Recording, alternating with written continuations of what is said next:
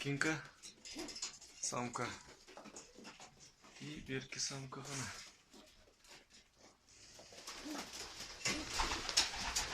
Такие самка.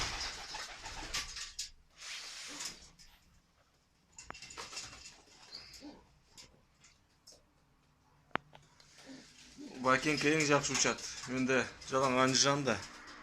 Бакинский жоқ болған үшін ошонысын сатып атам. Ең жақсы, ең бийик учат ушу самка.